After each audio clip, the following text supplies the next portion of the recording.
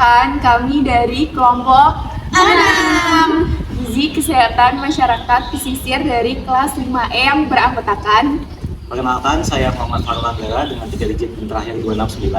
Perkenalkan, saya Novi Mustika dengan digit NIM terakhir 240. Perkenalkan, saya Dia Afiani dengan 3 digit NIM terakhir 151. Perkenalkan, saya Salma Nurfadila dengan 3 digit NIM terakhir 123. Perkenalkan, saya Dinhelia dengan 3 digit NIM terakhir 019.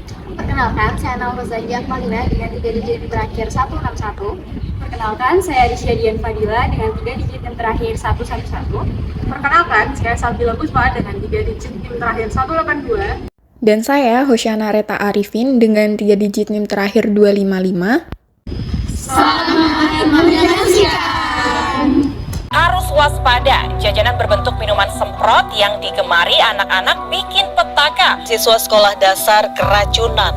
22 siswa sekolah dasar di Indramayu keracunan usai menyantap jajanan. Siswa sekolah dasar di Sukabumi, Jawa Barat mengalami keracunan. Sebagian besar jajanan mengandung bahan kimia berbahaya. Para korban mengalami mual, muntah, pusing. Para pelajar tersebut mengalami mual, pusing. Mereka mengalami pusing dan mual. Gejalanya mual, muntah hingga sesak nafas.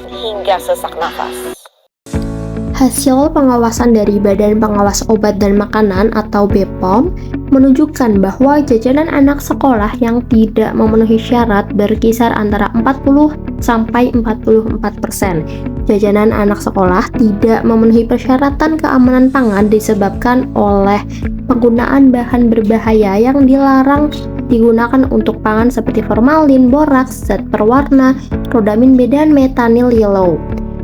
Hasil dari Riskesdas atau Riset Kesehatan Dasar Kemenkes tahun 2013 menunjukkan bahwa prevalensi kanker anak usia 0 hingga 14 tahun yaitu 16.291 kasus. Konsumsi jajanan merupakan kebiasaan yang sering dilakukan pada anak-anak. Mereka seringkali membeli jajanan saat di sekolah pada waktu istirahat dan pada waktu pulang. Jajanan yang dibeli biasanya berupa cilok, telur gulung, es cetek, dan masih banyak lagi. Jajanan tersebut tidak dapat dipastikan kebersihannya dan kandungan yang ada di dalamnya. Anak-anak cenderung menyukai jajanan yang memiliki tampilan menarik dan sering dibeli oleh teman-teman mereka. Jajanan tersebut biasanya mengandung pewarna, pengawet, bahkan pengenyal yang membuat mereka kecanduan. Pengaruh teman sebaya, serta tampilan yang menarik menjadi salah satu faktor mereka mengonsumsi jajanan di luar sekolah. Berikut ini faktor-faktor yang mempengaruhi konsumsi jajanan berbahaya yang mengandung bahan kimia pada anak-anak sekolah dasar. Nah, yang pertama ini ada kurangnya pengawasan dari orang tua dan guru. Kedua, kurangnya pengetahuan anak tentang bahaya bahan kimia dalam makanan. Dan yang ketiga, harga jajanan yang murah dan mudah dijangkau. 4. Rasa dan penampilan jajanan yang menarik bagi anak-anak. Dan yang kelima, kurangnya regulasi atau kontrol pada penjualan jajanan di sekitar sekolah.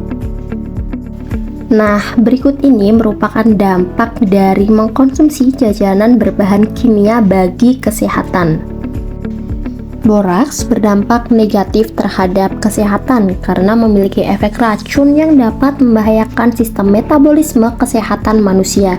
Paparan jangka pendek menyebabkan terjadinya iritasi saluran pernapasan, mual, diare, dan kram perut. Sedangkan paparan jangka panjang menyebabkan gangguan sistemik seperti kerusakan gangguan saluran pencernaan, hati, lemak, dan menimbulkan depresi, kerusakan ginjal, serta gangguan membran mukosa. Yang kedua, dampak dari formalin. Efek jangka pendek penggunaan formalin dapat mengakibatkan alergi, iritasi, mata berair, kemerahan, pusing, muntah, mual, rasa terbakar, dan sakit perut. Adapun efek jangka panjangnya dapat bersifat karsinogen atau penyebab kanker. Yang ketiga, dampak rodamin B. Rodamin B dapat menyebabkan kerusakan pada glomerulus ginjal dan mukosa kolon. Konsumsi dalam jangka pendek dapat memicu gejala seperti sakit perut, pusing, dan muntah. Penumpukan rodamin B dalam tubuh dapat mengganggu fungsi sel dengan bereaksi secara kimia dengan berbagai komponen sel sehingga menyebabkan kematian sel dan kerusakan organ. Beberapa upaya yang dapat diterapkan untuk menangani masalah kesehatan anak sekolah akibat konsumsi jajan sembarangan yaitu sebagai berikut. Anak sekolah, upaya yang dapat dilakukan kepada anak sekolah dengan memberikan pemahaman untuk memberikan pengetahuan keamanan pangan dalam komunitas sekolah dengan pengenalan pangan jajanan yang aman dan memperhatikan nilai gizi pada pangan olahan jajanan.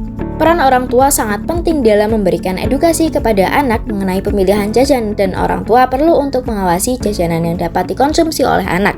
Keterlibatan orang tua dalam memberikan bekal makanan dan memberikan uang saku secukupnya sehingga anak tidak membeli jajan sembarangan. Pihak sekolah dapat berkontribusi dalam pengawasan makanan yang dikonsumsi oleh siswa dengan melakukan gerakan nasional menuju PCAS yang aman, bermutu, dan bergizi. Dari pihak pedagang jajanan, kita dapat meningkatkan pengetahuan para pedagang jajanan dan melakukan pelatihan pembuatan jajanan yang sehat, bergizi, dan aman.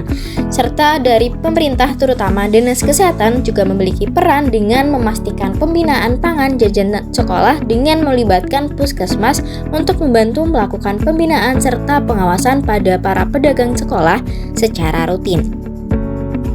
Sekian dari kami, semoga bermanfaat. Wassalamualaikum warahmatullahi wabarakatuh.